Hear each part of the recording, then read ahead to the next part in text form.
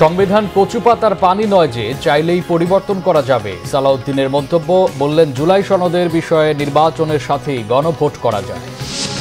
ধর্মের ভিত্তিতে দেশকে বিভাজনের পক্ষে নয় জামাত, বললেন ডাক্তার শফিকুর। রাজধানীতে দলের দায়ী ও ওয়াজিন সম্মেলন। শহীদ মিনারে ভাষা সৈনিক আহমদ রফিকের মরদেহে শেষ শ্রদ্ধা। মরদেহ দান করা হয়েছে বারডেমে। যুক্তরাষ্ট্রের শান্তি পরিকল্পনায় হামাসের আংশিক সম্মতি। ট্রাম্পের নির্দেশে গাজায় অভিযান সীমিত করল ইসরায়েল। জাতিসংঘ সহ বিশ্ব নেতাদের স্বস্তি। দেখছিলেন ক্রাউন সিমেন্ট সংবাদ শিরোনাম, এবার বিস্তারিত। বিএনপির স্থায়ী কমিটির সদস্য সালাউদ্দিন আহমেদ বলেছেন, নির্বাচনকে বিলম্বিত করতে পিআরের দাবি করছে কয়েকটি দল। নির্বাচন বিলম্বিত হলে ফ্যাসিবাদের উত্থান হবে, নির্বাচন বানচাল হলে অগণতান্ত্রিক শক্তির উত্থান হবে বলে মন্তব্য করেন তিনি। বৈধ প্রক্রিয়া ছাড়া সংবিধান পরিবর্তনের কোনো সুযোগ নেই জানিয়ে সালাউদ্দিন আহমেদ বলেন, নির্বাচনের দিন আলাদা ব্যালটে গণভোটের মাধ্যমেই জুলাই সনদের পক্ষে বিপক্ষে মতামত নেওয়া যায়। রিপোর্ট করছেন সিকান্দার রেমান।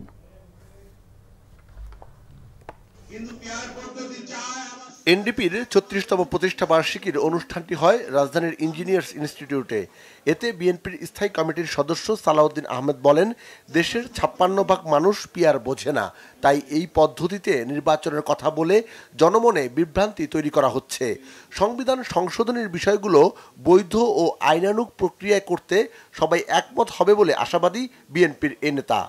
যে সমস্ত রাজনৈতিক দল নিজস্ব রাজনৈতিক স্বার্থে জাতীয় স্বার্থকে জলাঞ্জলি দিচ্ছে, দেশের স্বার্থকে, জনগণের স্বার্থকে জলাঞ্জলি দিচ্ছে হীন রাজনৈতিক উদ্দেশ্যে, তাদেরকে বলবো, আপনারা বাংলাদেশের জনগণের স্বার্থে সঠিক রাস্তায় ফেরত আসুন, জনগণকে বিভ্রান্ত করবেন না। আপনারা কি জানেন এই পিআর পদ্ধতিতে কোনো স্বতন্ত্র প্রার্থীর কোনো জায়গা আছে? আপনারা যে কেউ যদি কোনো নির্বাচনী এলাকার মধ্যে কেউ একজন স্বতন্ত্র প্রার্থী হিসেবে দাঁড়াতে চান, তার জন্য এই পিআর পদ্ধতিতে তো কোনো খানা নাই।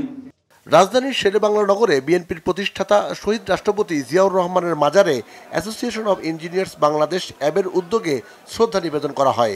বিএনপির সিনিয়র যুগ্ম মহাসচিব রুহুল কবির রিজভী অভিযোগ করেন, প্রশাসনের গুরুত্বপূর্ণ পদে একটি বিশেষ ইসলামপন্থী রাজনৈতিক দলের সমর্থক আমলাদের বসানো হয়েছে। এটা সুষ্ঠু নির্বাচনের পথে বড় বাধা। এমন ব্যক্তিদের নিয়োজিত করুন যারা নিরপেক্ষ নির্বাচন করবে, কোনো দলের আজ্ঞাবাহক হবে না।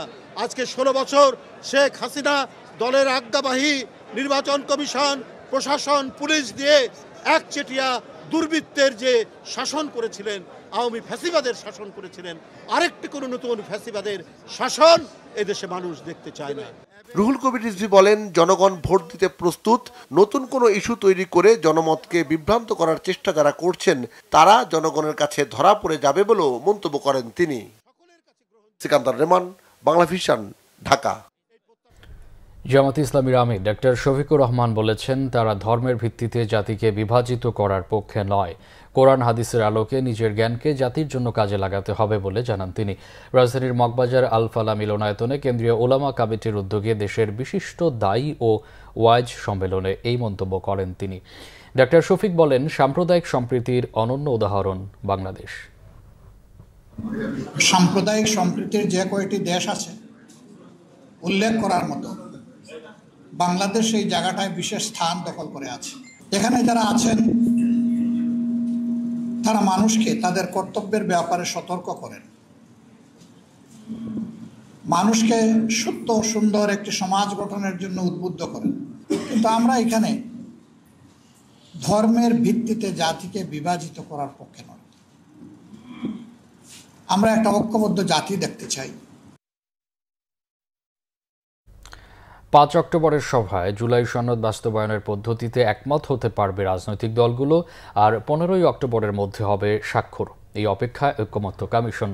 এর মধ্যে সনদ বাস্তবায়ন পদ্ধতি নিয়ে দলগুলো একমত না হলে পরিস্থিতি বিবেচনায় সরকারকে পরামর্শ দেবে কমিশন। বিশ্লেষকরা বলছেন, সিদ্ধান্ত চাপিয়ে দিতে চাইলে হিতে বিপরীত হতে পারে। নাবিল জাহাঙ্গীরের রিপোর্ট, ক্যামেরায় লিটন খান। নিষ্পত্তির দিকে কমিশন কয়েক দফা ম্যারাথন বৈঠকের পর রাষ্ট্রের মৌলিক সংস্কার প্রশ্নে একমত হওয়া ৮৪টি বিষয় নিয়ে জুলাই সনদের খসড়া তৈরি হলেও তা আটকে আছে বাস্তবায়নের পদ্ধতিতে। রাজনৈতিক দলগুলোর সাথে এ নিয়ে ৫ অক্টোবর আবারও বৈঠকে বসবে জাতীয় ঐকমত্য কমিশন। কমিশনের প্রত্যাশা, জুলাই সনদ বাস্তবায়নের পদ্ধতিগত বিষয়ে একমতে পৌঁছাতে সক্ষম হবে রাজনৈতিক দলগুলো। সেই সাথে আলোচনায় অংশ নেয়া দলগুলোর স্বাক্ষরের মাধ্যমে কমিশনের মেয়াদ শেষ হওয়ার আগেই পূর্ণাঙ্গ রূপ পাবে জুলাই সনদ। আমাদের মেয়াদ শেষ হবে এই মাসের ১৫ তারিখে। তো এই ১৫ তারিখের মধ্যে আমরা সবকিছু শেষ করব আশা করছি ইনশাআল্লাহ। আমরা আগামীকালকে আমরা বসবো এবং এরপরে আমরা ৫ তারিখে রাজনৈতিক দলগুলোর সাথে বসবো। আমি আশা করি যে তারা সুখবর দিতে পারবে আমাদেরকে ৫ তারিখে, এবং এরপরে আমরা যে সনদ স্বাক্ষরের একটা তারিখ নির্ধারিত হবে। তবে জুলাই সনদ বাস্তবায়নের প্রশ্নে দলগুলো একমত হতে না পারলে বিকল্প পথে হাঁটতে হবে কমিশনকে। যদি ঐক্যমতে পৌঁছে সেই ঐক্যমতের ভিত্তিতে, আর ঐক্যমত না হলে আমরা যে সার্বিক অবস্থা বিবেচনা করে কি করণীয় সে সম্পর্কে আমরা আমাদের সুপারিশ দেব। এদিকে রাজনৈতিক বিশ্লেষকরা বলছেন, দীর্ঘসূত্রিতা এবং বাস্তবায়নের পদ্ধতি নিয়ে অনৈক্যের ফলে গোটা সংস্কার প্রক্রিয়াই চ্যালেঞ্জের মুখে পড়েছে। রাজনৈতিক সংস্কারের প্রতি মানুষের যে আগ্রহ ছিল ৫ আগস্টকে কেন্দ্র করে, সে আগ্রহই ভাটা পড়েছে। কারণ সরকার তো ১ বছরের মধ্যে সেই অবস্থান দেখাতে পারে নাই। রাজনৈতিক দলগুলোকে আপনি মোটামুটি ঐক্যের মধ্যে রাখতে চান, তাদেরকে আপনার মতো করে ঐক্যের মধ্যে আনতে চাইলে তো সংস্কার করতে পারবেন না আপনি। আর যদি করেনও আপাতত সেই সংস্কার কিন্তু টিকাতে পারবেন না।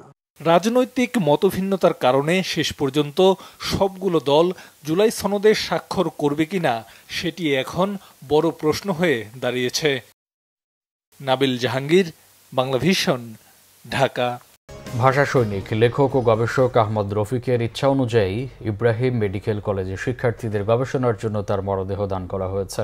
এর আগে সকাল 11টায় কেন্দ্রীয় শহীদ মিনারে তার মরদেহ আনা হলে শ্রদ্ধা জানান নানা শ্রেণী পেশার মানুষ, বিভিন্ন রাজনৈতিক, সাংস্কৃতিক ও সামাজিক সংগঠন। নাবিল জাহাঙ্গীরের রিপোর্ট, ক্যামেরায় জামাল উদ্দিন। যেই মাতৃভাষার জন্য লড়াই করেছিলেন তার স্মৃতির বেদি শহীদ মিনারে শেষবারের মতো এলেন ভাষা সৈনিক আহমদ রফিক। মানুষের ভালোবাসা আর শ্রদ্ধায় সিক্ত হলেন তিনি। ফুল হাতে তাকে শেষ শ্রদ্ধা জানাতে ছুটে এসেছেন রাজনীতিবিদ, সংস্কৃতি কর্মী সহ নানা শ্রেণী পেশার মানুষ। তিনি আজীবন এই বাংলা ভাষার জন্য কাজ করেছেন, বাংলা ভাষার উন্নয়ন, বাংলা ভাষার সুরক্ষা, বাংলা ভাষার গতি তিনি রক্ষা করেছেন। এ ধরনের মানুষ তারা যে তাদের জীবনকে উৎসর্গ করে গণতন্ত্র, প্রগতিশীলতা, বৈষম্যহীন সমাজের আকাঙ্ক্ষা পোষণ করেছিলেন, এটাকেই আসলে বিবেচনা করা দরকার। উনি আমাদের জাতীয় জীবনে একজন ধ্রুবতারার মতনই বিচরণ করেছিলেন, যে ধ্রুবতারাকে অনুসরণ করে আমরা চলতে পারি। তার সমসাময়িক ছাত্ররা বলেন যে তিনি ছিলেন সবচাইতে মেধাবী। বিশিষ্টজনরা বলছেন তার গবেষণা ও চিন্তা চেতনার মাধ্যমে পরবর্তী প্রজন্মের মাঝে বেঁচে থাকবেন আহমদ রফিক। জাতি একজন শ্রেষ্ঠ সন্তানকে হারালো, একটা ইতিহাসের বিদায় হয়েছে। আমাদের জাতীয় জীবনে এটা অপূরণীয় ক্ষতি। তার কর্মের মধ্য দিয়ে তিনি জীবিত থাকবেন, আমাদেরকে অনুপ্রাণিত করবেন, সারা জাতি অনুপ্রাণিত হবে। তিনি কোনো শাসকদের কোনো অনুকম্পা লাভের তিনি চেষ্টা করেননি।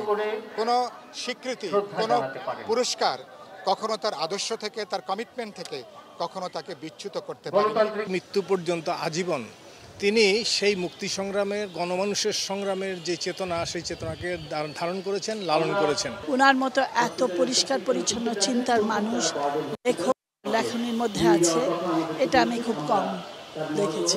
আমি মেনে নেব না যে উনি চলে গেছেন, উনি আছেন আমাদের সাথে।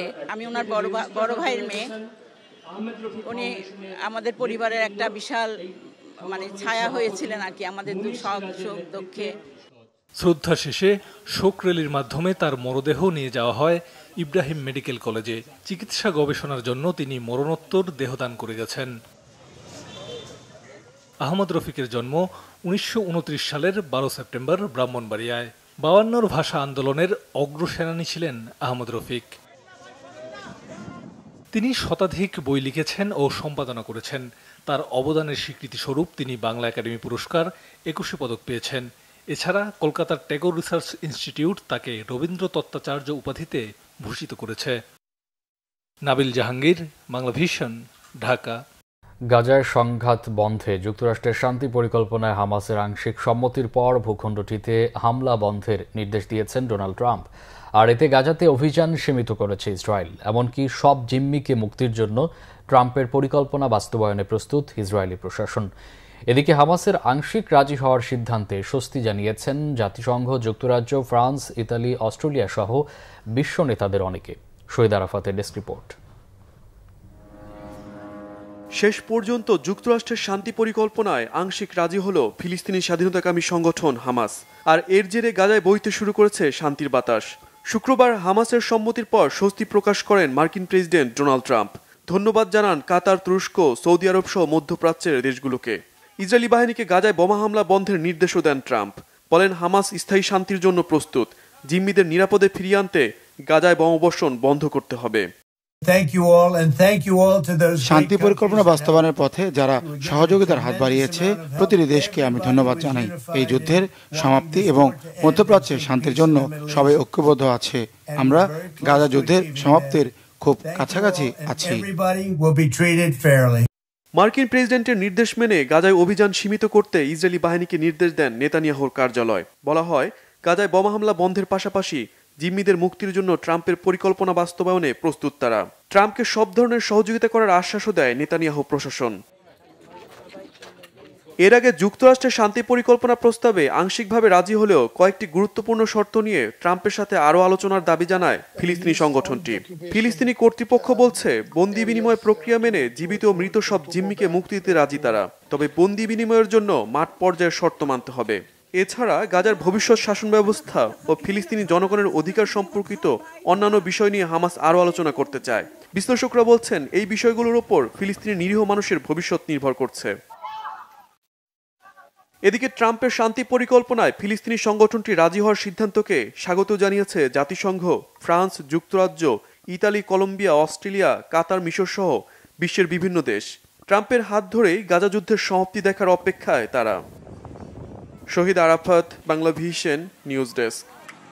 খাগড়াছড়িতে জুম্মু ছাত্র জনতার ব্যানারে 5 অক্টোবর পর্যন্ত ডাকা অবরোধ প্রত্যাহার করা হয়েছে। সকালে জুম্মু ছাত্র জনতার মিডিয়া সেল থেকে জানানো হয়, 1 অক্টোবর প্রশাসনের সাথে তাদের দ্বিতীয় দফা আলোচনা হয়। বৈঠকে 144 ধারা প্রত্যাহার ও হত্যাকাণ্ডে দৃষ্টান্তমূলক শাস্তি সহ 8 দাবি জানানো হয়। তবে প্রশাসনের জারি করা 144 ধারা বহাল থাকলেও পরিস্থিতি রয়েছে স্বাভাবিক। আলোচনায় প্রশাসনের পক্ষ থেকে দাবিগুলো বাস্তবায়নের আশ্বাস দেওয়া হয়। নিহতদের ধর্মীয় রীতি অনুযায়ী পুণ্যকর্ম সম্পাদন, আহত ও ক্ষতিগ্রস্তদের মানবিক সহায়তা দেয়া এবং প্রশাসনের আশ্বাসের প্রেক্ষিতে এই কর্মসূচি প্রত্যাহার করা হয়। সংবাদ শেষ করব ক্রাউন 7 শিরোনামগুলো আরেকবার জানিয়ে।